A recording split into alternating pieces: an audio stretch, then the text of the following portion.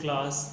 अच्छा बच्चे, आज का जो आपका टॉपिक है वो है जी जनरेशन्स ऑफ कंप्यूटर के ऊपर। ठीक है, लास्ट टाइम आपको पता है कि हमने कुछ हिस्ट्री देखी है कंप्यूटर से रिलेटेड कि आपके पास फर्स्ट कंप्यूटर क्या था, फिर उसके बाद उसके अंदर क्या क्या चेंजेस आए, फिर सेकंड कंप्यूटर आया एंड सो ऑन। ठीक है जी, अब उसी बेस के ऊपर आपके पास जितनी भी हिस्ट्री है कंप्यूटर की उसको जो है वो डिफरेंट जनरेशन्स के अंदर डिवाइड कर दिया गया है। ठीक है जी, जिसके अंदर हमारे पास 5 जनरेशन्स जो है वो आती हैं। आज हम फर्स्ट 2 जनरेशन्स को जो है डिस्कस करेंगे, देखेंगे कि उसके अंदर कौन कौन सी आपके पास किस टाइप के कंप्यूटर उसके अंदर पाए जाते थे। ठीक है जी, और उसके क्या क्या फीचर्स थे। तो अगर हम बात करें फर्स्ट जनरेशन की, तो फर्स्ट जनरेशन जो थी वो किस पे डिपेंड कर रही थी? वैक्यूम ट्यूब के ऊपर डिपेंड कर रही थी। फर्स्ट जनरेशन जितनी भी थी वो सारी वैक्यूम ट्यूब के ऊपर ही डिपेंड कर रही थी। ठीक है जी, यानी आपके पास फर्स्ट जनरेशन में हम वैक्यूम ट्यूब को यूज़ करते थे और इसी से अपना जो है सारा काम जितना भी कंप्यूटर का वो हो रहा था। Vacuum tubes was expensive because of the material and skill required to manufacture it. It also becomes hot and burns out. ठीक है जी, यानी ये बहुत ज़्यादा जल्दी जो है ये बहुत ज़्यादा हॉट भी हो जाती थी, इसके अलावा जल भी जाती थी, यानी उसके अंदर जो है ये वेस्ट भी हो सकती थी आपकी। ठीक है जी, तो इसकी जो आपके पास एग्जांपल है वो कौन कौन सी? एनीवैक और यूनिवैक, ये आपके पास दो मेन एग्जांपल्स हैं जो आपके पास फर्स्ट जनरेशन्स के अंदर पाई जाती थी। ठीक है जी, क्लियर होगी बात? तो बेसिक आपने सिर्फ ये याद रखना है कि आपके पास फर्स्ट जनरेशन्स में जितना भी वैक्यूम ट्यूब का यूज़ था वो सारा फर्स्ट जनरेशन के अंदर था। ठीक है जी, उसके बाद अगर हम बात करेंगे फीचर्स की, फीचर्स इसके क्या क्या थे, यानी इसकी क्या क्या खसूसियात थी, तो नंबर 1 पे सबसे पहले हमारे पास आ जाता है लार्ज इन साइज। ठीक है, जिसका साइज जो है वो लार्ज था बहुत ज़्यादा। ठीक है, इसके अलावा consumed large amount of energy, energy भी बहुत ज़्यादा कंज्यूम करती थी। हीटेड सून, जैसे कि हमने ऊपर भी देखा कि बहुत जल्दी ये हीट अप हो जाता था। ठीक है, और ज़्यादा रिलायबल नहीं था। ठीक है, मतलब आज इसके ऊपर इतना ट्रस्ट नहीं कर सकते। मतलब ये क्योंकि जैसे कि आप लोगों को पता है कि जल्दी ये हीट हो जाता था, जल्दी जल जाता था। ठीक है, तो फिर आपके मतलब काम की ये चीज़ नहीं थी।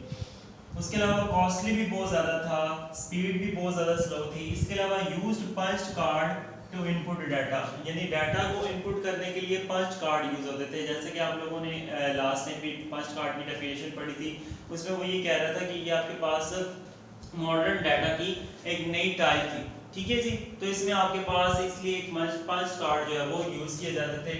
Difficult to maintain and air conditioning required, यानी इसके लिए आपको एयर कंडीशनिंग भी रिक्वायर्ड थी जो इसको कूल रखती थी और जिससे आपका काम जो है वो चलता रहता था। ठीक है जी, इसलिए इसको ज़रा मैनेज करना थोड़ा डिफ़िकल्ट था। अच्छा जी, अब हम बात कर लेते हैं फर्स्ट जनरेशन की दो मेन जो एग्जांपल्स हैं हमारे पास। एक आपके पास है यानी एक कंप्यूटर, यानी electrical numerical integrator and calculator. ठीक है जी, जैसे कि आप लोगों को अगर याद हो तो लास्ट टाइम जब हमने idea of modern store programme पढ़ा था तो उसके अंदर आपने देखा था कि किस तरह जब वर्ल्ड वार 2 स्टार्ट हुई थी तो उसके लिए हमें कैलकुलेशंस की ज़रूरत पड़ी और उस कैलकुलेशंस के लिए हमने एक कंप्यूटर जो है वो बनाया था। ठीक है, ये वही कंप्यूटर है जो आपके पास दो scientist John William and Mauchly and एक जॉन एकर्ट, ये दो साइंटिस्ट थे जिसने इसके ऊपर वर्किंग स्टार्ट की और इसके बाद ये कंप्यूटर हमारे पास एग्जिस्टेंस में आया। इसके अलावा हमारे पास यूनिवैक कंप्यूटर भी था, यूनिवर्सल ऑटोमेटिकल कंप्यूटर, ये भी आपके पास इन्हीं साइंटिस्ट ने जो है 1947 के अंदर आपके पास जो है इसको इन्वेंट करवाया था। ठीक है जी, it was the first computer for the commercial use, commercial use के लिए ये फर्स्ट कंप्यूटर था। It was given to US bureau of census in 1951। It was manufactured both for scientific and commercial applications.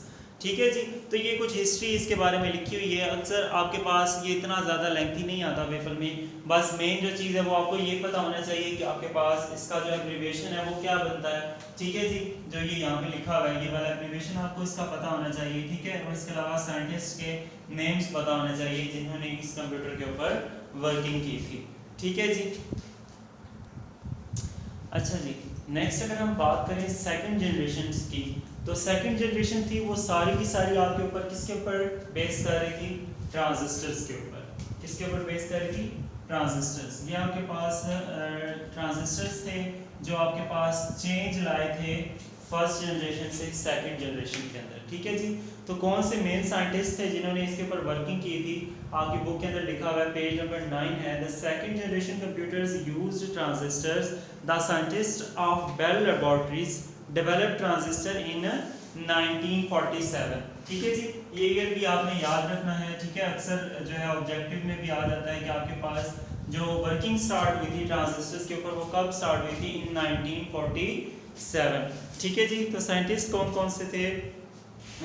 These scientists include John Braden, William Bratton and William Shockley.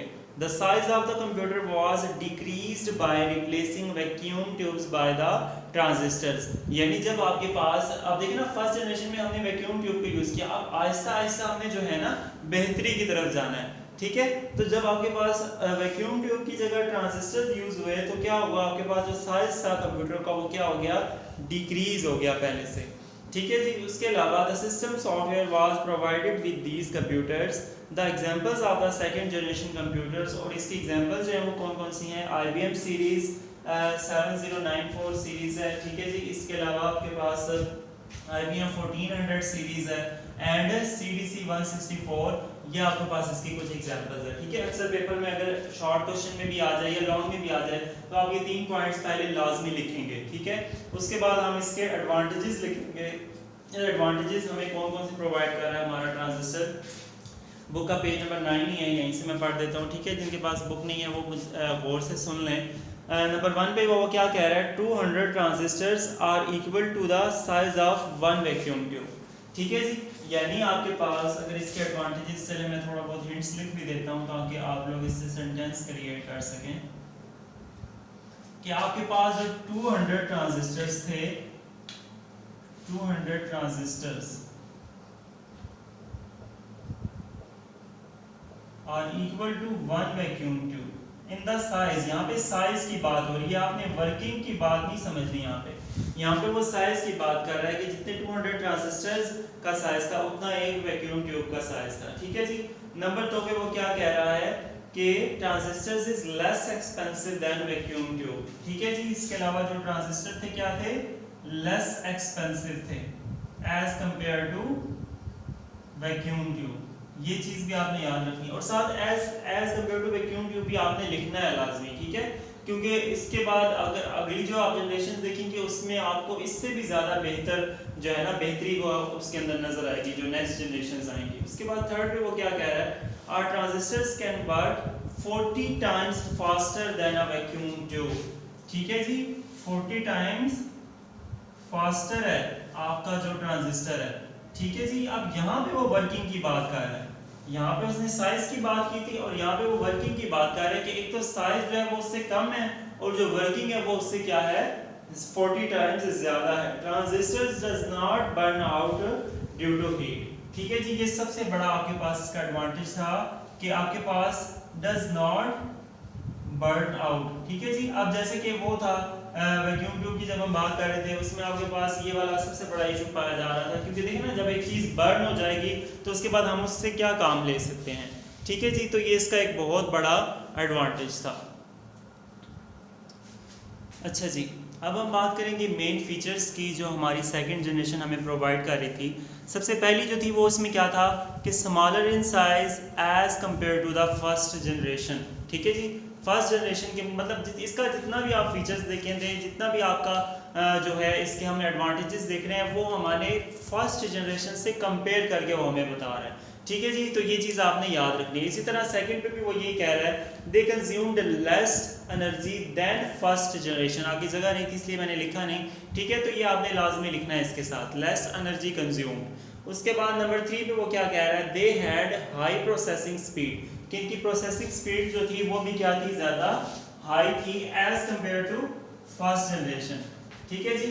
उसके बाद number 4 पे वो क्या कह रहा है, they used magnetic core memory as internal storage। अगर आपको याद हो तो लास्ट टाइम जो हमने फर्स्ट जनरेशन में देखा तो उसमें वो पंच कार्ड यूज कर रहा था, जबकि यहाँ पे आपके पास इंटरनल स्टोरेज के लिए वो मैग्नेटिक कोर मेमोरी जो है वो यूज कर रहा है। नंबर 5 पे वो क्या कह रहा है, they had more complex arithmetic and logical unit। इसको आप आगे जाके डिटेल से पढ़ेंगे कि अरिथमेटिक यूनिट क्या होता है, लॉजिकल यूनिट क्या होता है, ठीक है। बेसिकली आप इसको बस यही देख लें कि इसमें आपके पास जो है पहले से मतलब जो है ज़्यादा कॉम्प्लेक्स चीज़ें जो है वो इसके अंदर हम सॉल्व जो है ज़्यादा कॉम्प्लेक्स प्रॉब्लम्स अपनी जो है वो इस जनरेशन के थ्रू सॉल्व करवा सकते थे, ठीक है जी।